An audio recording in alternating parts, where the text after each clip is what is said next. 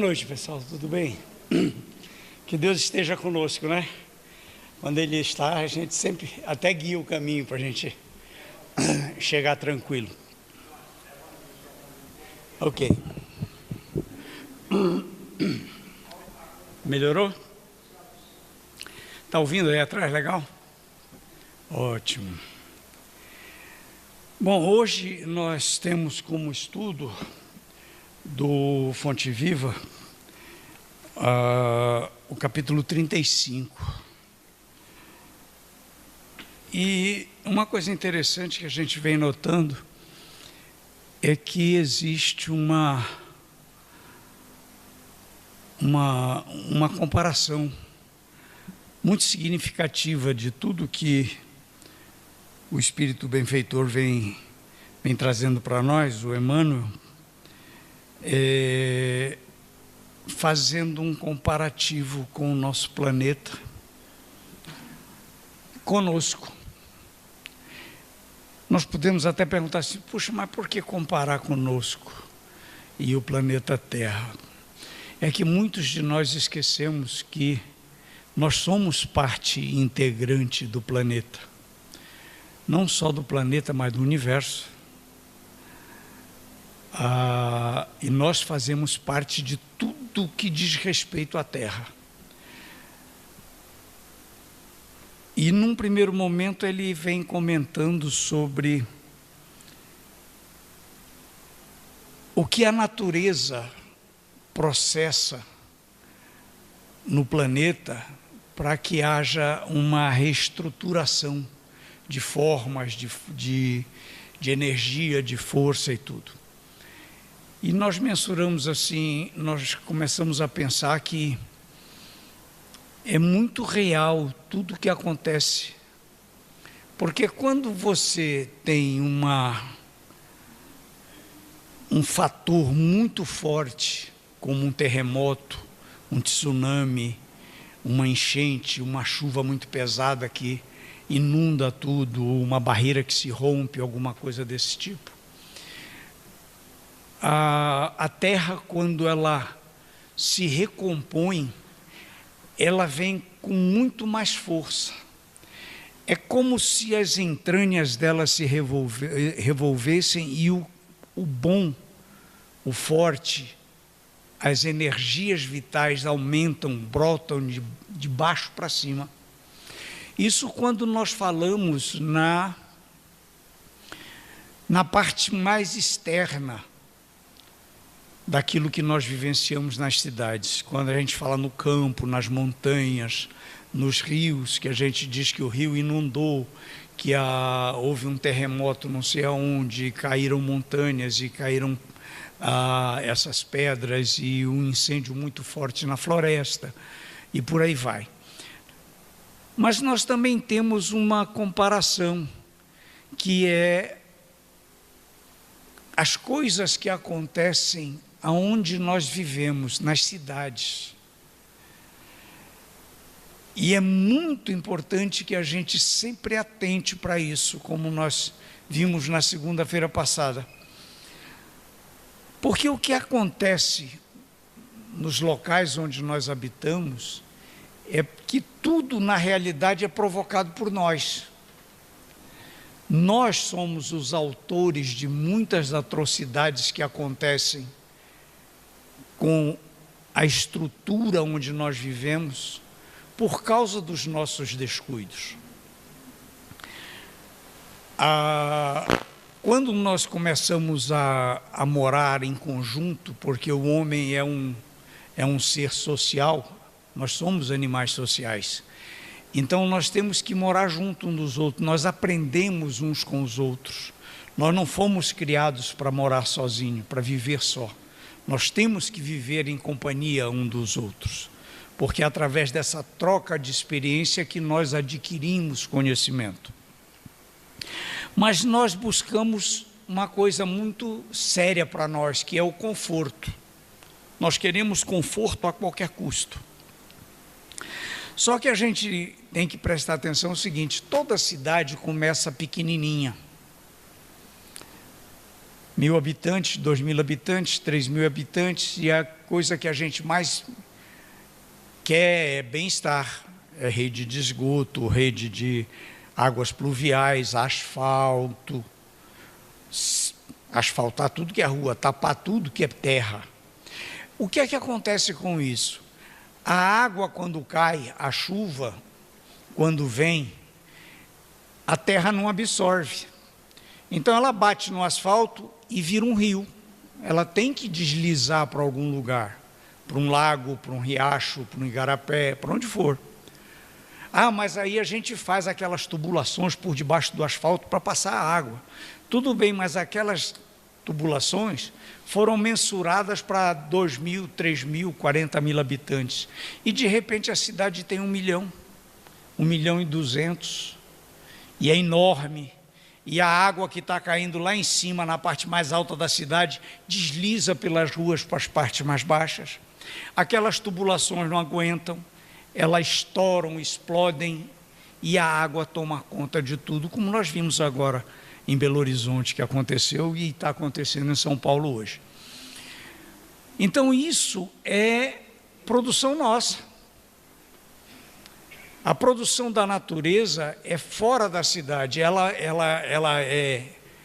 vem com a chuva, vem com os ventos, vem com todas essas atitudes que a natureza tem e fazem parte do processo de evolução da Terra, do planeta como um todo, porque você tem uma época de frio, uma época de calor, uma época de chuva, uma época de seca. Por que tudo isso? Porque vem a chuva e ela molha a terra. Vem o sol, seca, a lama vira adubo. E com o sol e o vento que traz as sementes, brotam-se árvores. E quando tem árvore, tem animais, os animais aparecem. E aí tem vida. Esse é um ciclo que nos lugares que nós habitamos tem o ciclo natural de calor, chuva e tal, mas não tem a propagação que vem do solo. E aí nós sofremos com isso. O que é que acontece conosco quando se passa uma situação desse tipo?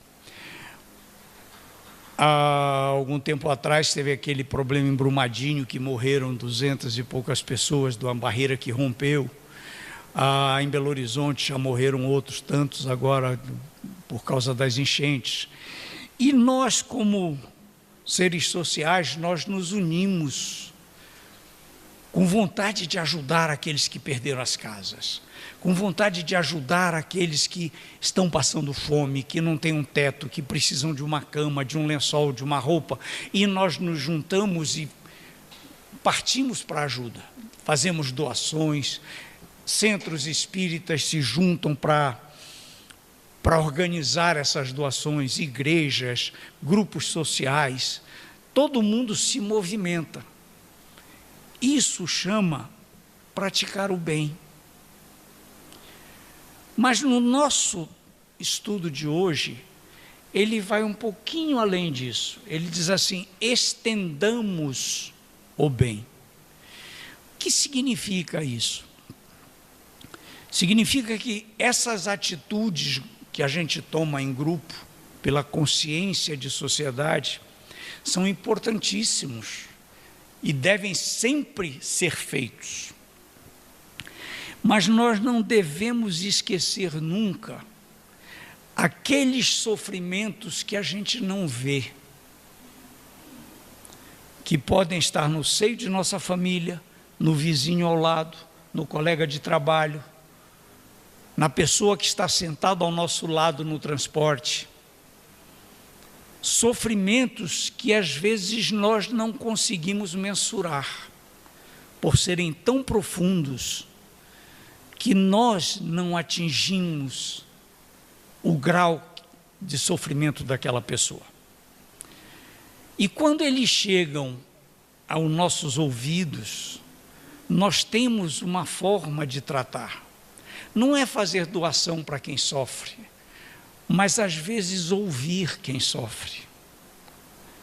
Uma pessoa que você conhece, você sente que ele está em sofrimento, uma palavra amiga que produza um efeito benéfico naquela pessoa é uma extensão do bem que está dentro de nós. Então nós temos tudo isso. Na natureza existe uma relação profunda da catástrofe com a recuperação. Em nós é o mesmo procedimento. Nós sofremos, porque nós não estamos num planeta de benesses, nós estamos num planeta de expiações e provas. E esse sofrimento provoca em nós uma força muito maior do que a gente pode medir, que pode se transformar em amparo àqueles que sofrem e não sabem como se recompor. É muito importante que nós entendamos isso, que nós vivenciamos as nossas atitudes para com as pessoas que vivem conosco, ou perto de nós, ou que buscam a nossa companhia, às vezes sem nem sentir porquê. E se nós soubermos calar e ouvir, nós vamos ouvir coisas que precisam ser ditas por Ele, para que Ele ponha para fora aquele sofrimento que está massacrando, abra totalmente a sua ferida, a sua mágoa, para poder receber o tratamento, para poder ser beneficiado pelo amor que a gente está gerando sobre ele. A doutrina espírita nos ensina muito isso. O Evangelho nos ensina isso. É o atendimento, a caridade na essência do amor divino, na essência do amor crístico. É a caridade que faz com que nós nos transformemos realmente em irmãos de Jesus, fazendo aquilo que Ele nos ensinou e que disse no Evangelho que deveria ser feito. Temos que fazer de tal forma que aquela pessoa que está sendo beneficiada pela nossa ajuda ache que nós é que estamos nos beneficiando. E na realidade estamos, porque quando nós ajudamos uma pessoa desta forma, nós nos beneficiamos tanto que a nossa atividade psíquica, física e espiritual principalmente, se transforma de uma forma muito grande. Nós nos elevamos a nível espiritual muito, muito, muito alto. Temos sempre que pensar assim. Na hora que eu estou fazendo alguma coisa para mim, é para mim. A energia transita em mim, fica em mim, passa por mim.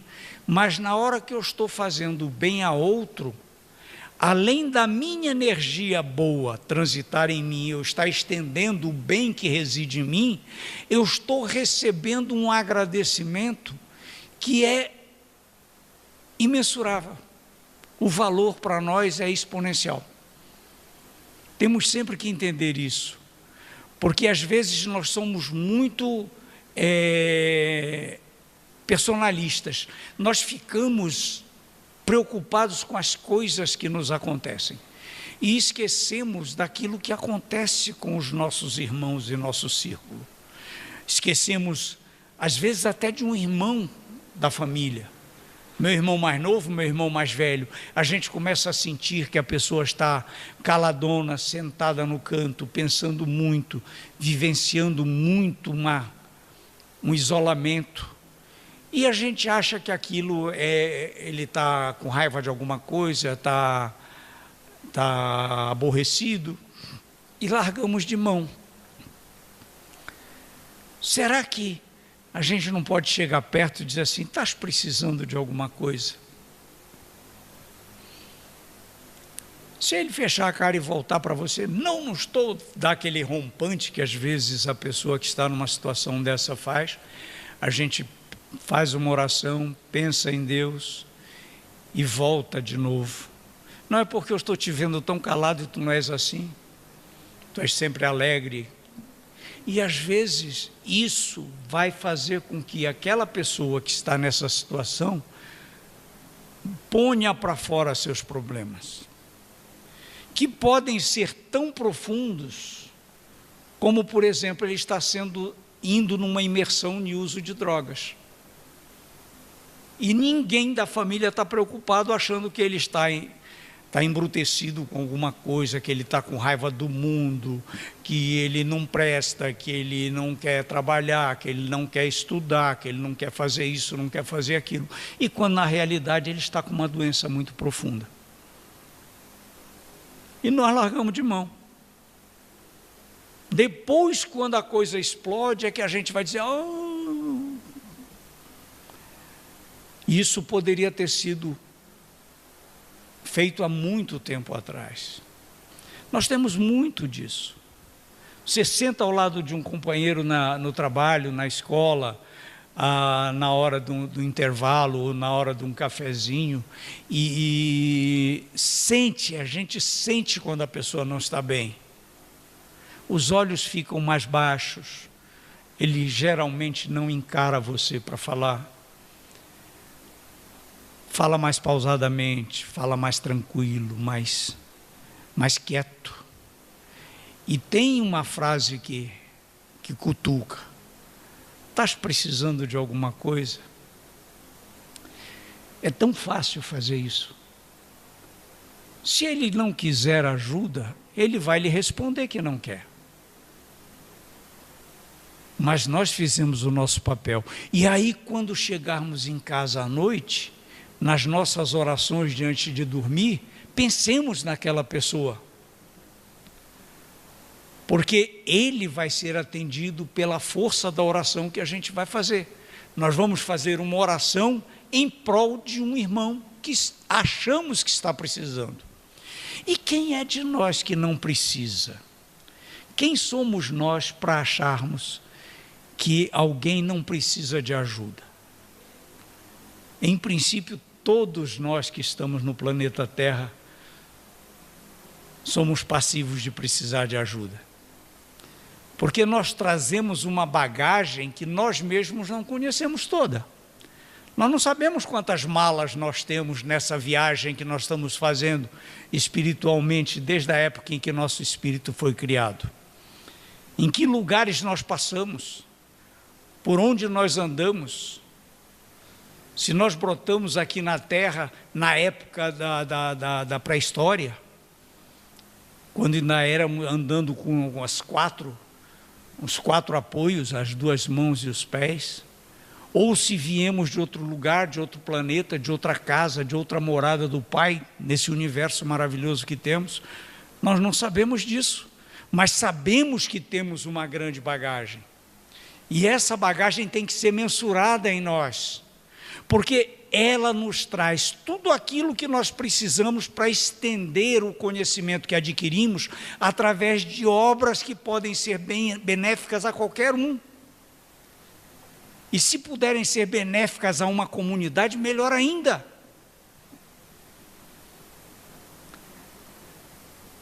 Então, a frase que que o Emmanuel coloca, que Paulo escreveu aos Romanos, ele diz assim: não te deixes vencer pelo mal, mas vence o mal com o bem. E isso também é muito, muito interessante da gente buscar um pouco de compreensão, porque muita gente diz assim: mas se Deus criou tudo que existe, Ele também criou o mal. Aí a gente diz assim: não, Deus não criou o mal, porque senão Ele não seria Deus. Se Deus é a bondade personificada, a bondade universal, o carinho universal, o amor universal, o amor eterno, Ele não pode ter criado o mal. Aí nós vamos buscar a nossa bagagem, a nossa vida. E nós vamos ver o seguinte: como espíritos, a doutrina espírita nos diz que nós fomos criados simples e puros. Mas nós ganhamos um corpo de carne para poder fazer com que o nosso espírito se desenvolva. E esse corpo físico, ele é carente de bobagens e besteiras, digamos assim, um termo bem mais ameno para nós. Por quê? Porque nós nos acostumamos aos poucos com as necessidades da carne. Alimentação, bebida, prazeres sexuais, e por aí vai.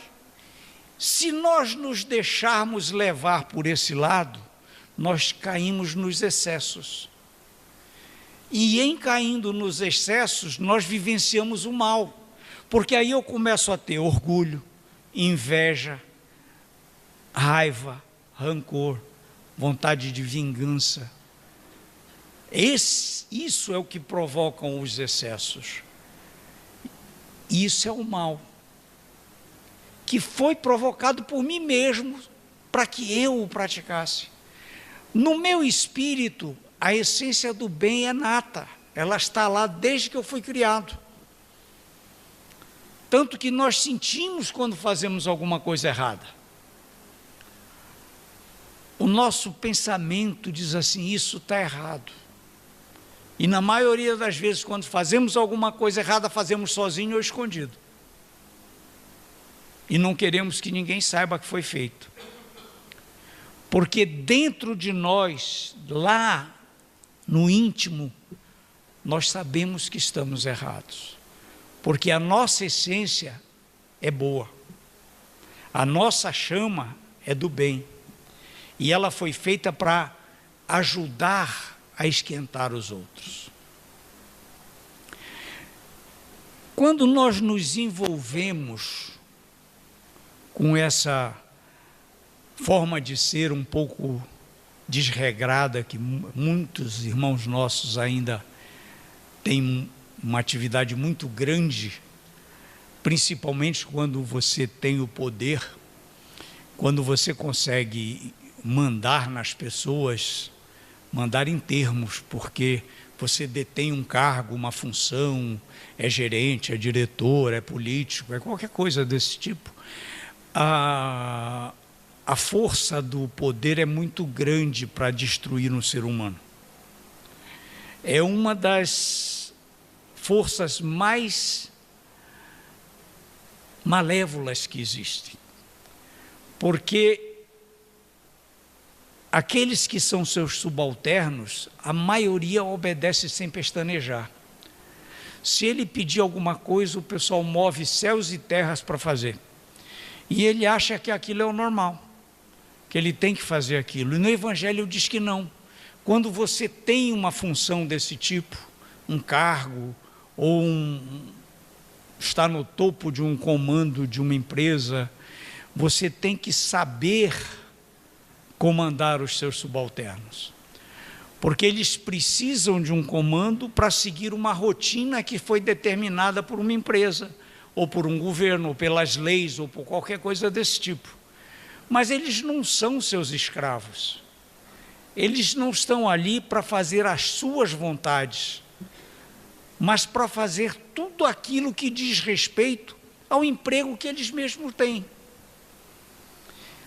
Mas as pessoas descambam e começam a provocar atritos e coisas que levam a uma desorganização social muito grande. E eles são responsáveis por seus atos. A gente sempre fala, e isso está nos livros também, a gente lê muito sobre isso. Cada um de nós é responsável por aquilo que faz. E se eu faço as coisas erradas, eu sou responsável pelos meus erros. Se as pessoas morrem nos hospitais por falta de medicamento, por falta de atendimento, porque alguém ficou com dinheiro, porque foi distribuído errado, porque não foi comprado, todo mundo que se envolveu com o desaparecimento dos medicamentos e do atendimento é culpado pelo desencarne de todas aquelas pessoas que por ali passaram. Se uma estrada não foi asfaltada e as pessoas morrem em acidentes, todo mundo que foi responsável pelas coisas erradas que fizeram naquela estrada são responsáveis pelas mortes daquelas pessoas que por ali passaram. Assim como toda pessoa que trabalhou com vontade de fazer o bem, de beneficiar um conjunto social muito grande, fazendo com que todos usufruíssem das coisas boas do hospital, do transporte, das coisas do ensino, e toda a sociedade usufrui, aquela pessoa também. Como ela foi responsável por todos aqueles benefícios, ela angaria energias boas para ela, que vem em forma de agradecimento mental, de oração por aqueles que foram atendidos. Então nós temos que mensurar tudo o que fazemos na vida. Primeiro, para podermos estender as coisas boas que nós aprendemos dentro de um centro espírita. Nós lemos todos os livros espíritas, nós lemos os livros básicos, os livros complementares e aprendemos muita coisa. E agora, como é que eu faço? Ali diz que eu tenho que fazer o bem. Ali diz que eu tenho que me importar com meu irmão. Ali diz que eu tenho que seguir os passos do Mestre Jesus. Passos que têm que ser seguidos para que nós possamos permanecer nesse planeta em evolução. Porque é o nosso processo evolutivo. Nós não temos como dizer assim, eu estou evoluindo e não praticando aquilo que nos é ensinado. Não tem como eu fazer diferente. Nesse texto do Estendamos o Bem, tem uma comparação interessante que eles fazem e me lembrou muito o meu tempo de infância. Emmanuel fala sobre uma fonte. E eu me lembrei de um tempo em que eu tinha uma tia que tinha uma chácarazinha fora de Belém. Eu morava em Belém do Pará. E essa chácara era a alegria da criançada passar um final de semana ali naquele negócio. Primeiro que nós íamos de trem. E a viagem de trem era uma coisa maravilhosa, era uma aventura fantástica para nós. Não demorava muito, porque não era longe, mas ainda era uma Maria Fumaça, daquelas que joga lenha no tanque, água, aquela coisa toda. Não tinha eletricidade. E lá para onde nós íamos não tinha eletricidade, não tinha geladeira, não tinha nada disso. Nós tínhamos a casinha perto da linha férrea e tinha uma floresta em toda a volta. E essa floresta era nossa.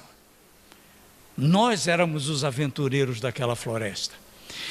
E perto dali tinha um igarapé e mais acima, no meio das árvores, tinha uma fonte de água cristalina. Ela brotava do chão, era a coisa mais bonita de se ver, porque de tanto ela nascer ali, a água brotando do chão, a terra limpou, ficou branquinha. E fez tipo um poço pequenininho, mas bem rasinho, era um palmo. E nós bebíamos água ali direto, a água da casa era colhida ali nos potes e levados para lá para dentro. E nós víamos que em volta desse poço, as folhas, as árvores, o mato que crescia, era muito mais verde, muito mais bonito que no resto da floresta. E quando vinha uma chuva muito forte, a lama escorria lá de cima e entrava na fonte. A água da fonte ficava barrenta, suja. E a primeira vez que nós vimos aquilo, nós fomos perguntar para a tia Alice se a fonte estava perdida. Ela disse, não, esperem, amanhã vocês vão lá ver. E lá no dia seguinte estávamos nós curiosos para ver o que tinha acontecido, e a fonte estava exatamente igual. A única coisa que nós notamos é que aquela lama, ela ficou um pouquinho na borda. E naquele riachinho pequenininho, aquela valazinha que escorria a água, também ficou um pouco de lama na borda. E aí nos foi explicado que aquela lama era o alimento que aquelas árvores e aquelas folhagens precisavam para ficar daquela cor, para ficar daquela beleza. Assim somos nós. Nós nos envolvemos com coisas, nós recebemos informações através de tudo que está na nossa frente, televisão, jornal, rádio, que seja, amigos, que trazem informações que são deterioradas, que podem nos transportar para lugares indevidos. Informações sobre sexo, sobre drogas, sobre álcool, sobre coisas que não são necessárias para o nosso desenvolvimento espiritual. Mas nós, como uma fonte limpa de amor e bem que está dentro de nós, nós temos essa energia que brota e faz com que tudo isso seja limpo. E nós expurguemos essas coisas, levando o nosso bem para os lados, para que as pessoas se alimentem da nossa energia. Nós somos essa fonte, nós somos a luz que pode provocar essas mudanças. Quantos e quantos de nós não temos amigos que, por uma questão de estrutura social, de conhecimento com outras pessoas, falam coisas que não deveriam ser faladas, ou tentam fazer com que a gente os acompanhe para lugares onde a gente não quer ir, e que nós podemos demover e fazer com que eles se tornem parecidos com a gente. Isso é estender o bem. É estender o bem fazendo uma limpeza na aura destas pessoas e fazendo com que uma energia mais pura brote sobre eles. E nós estamos praticando aquilo que nos é mostrado no Evangelho. Praticando o amor, praticando a caridade, praticando a ajuda aos nossos irmãos que precisam de amparo. Então, meus irmãos, eu copiei um texto pequenininho, não é texto, são pequenas frases, que nos mostra tudo isso que nós falamos agora. A beneficência só nos traz os mais puros e doces prazeres. Quando a gente tem o prazer em praticar o bem, ele é muito maior que qualquer prazer carnal que a gente possa ter. Não tenhamos dúvida disso, porque nós estamos indo para a essência divina. A nossa alma se torna realmente bela quando aprendemos a ver o nosso próximo como a nós mesmos. Ver o próximo como a nós mesmos é uma das coisas mais difíceis que nós temos que entender, que fazer. Porque sempre se vai ter alguma coisa que a gente não gosta no próximo. Sempre. Nós somos muito ruins em fazer coisas que façam com que as pessoas se aproximem de nós. Nós temos que aprender. Nós temos que aprender que o nosso próximo é aquele que Jesus disse assim: amai o próximo como a ti mesmo. Não importa o que ele seja. É na caridade que se resume todas as virtudes. Outra frase que marca. Sem a caridade, ninguém é virtuoso. E a caridade nem sempre é dar alguma coisa, dar um bem.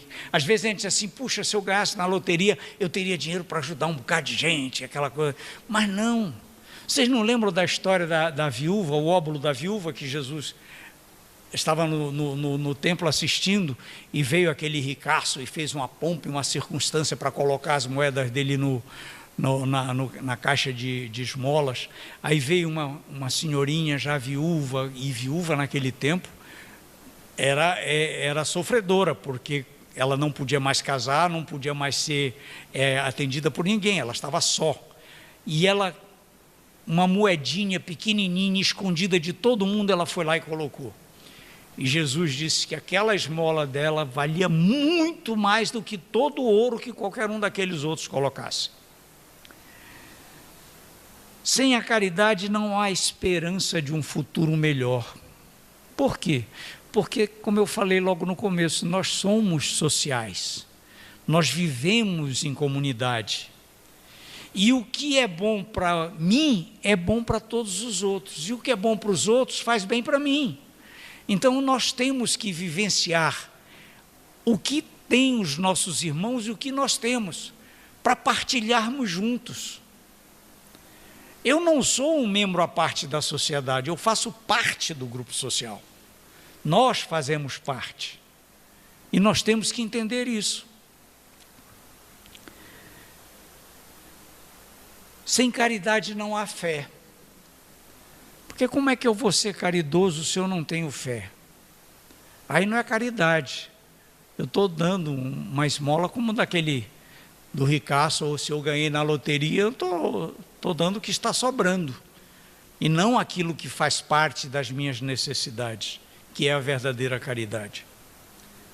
A caridade é a salvação em todos os mundos. A caridade é a mais pura emanação do Criador. É a virtude divina dada a nós. Pensemos nisso tudo e vamos produzir essa fonte que está em nós, junto com toda a energia que nós podemos gerar em benefício aos nossos irmãos. Que assim seja. Deus esteja conosco.